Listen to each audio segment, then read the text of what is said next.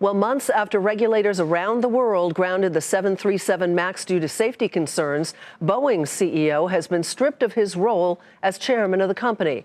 It is the latest indication that Boeing's board is getting more aggressive in resolving a crisis that is weighing on Boeing and its share price.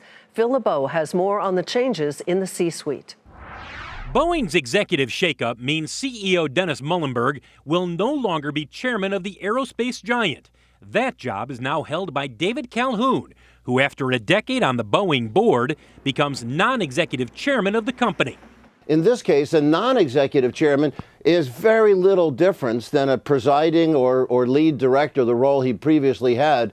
They're going to define it in a way, I think, which gives him a little bit more authority.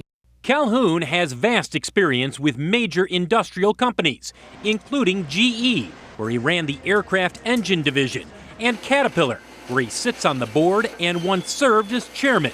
After being selected as chairman at Boeing, Calhoun said the board has full confidence in Dennis as CEO and believes this division of labor will enable maximum focus on running the business, with the board playing an active oversight role. Back in April, at Boeing's annual meeting, more than a third of the shareholders voted to split the chairman and CEO jobs.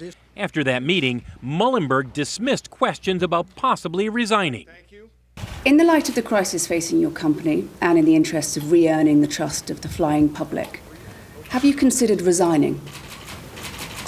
Well, I think the important thing here again is we're very focused on safety. That focus goes well beyond correcting software problems that led to 2 737 MAX crashes. It also involves growing questions about the culture at Boeing. Last week, an in-depth report by a panel of aviation regulators slammed the company for failing to make proper disclosures about key components during the MAX certification. Now, with hundreds of MAX planes parked around the world, Muilenburg's top priority is getting the plane cleared to fly again.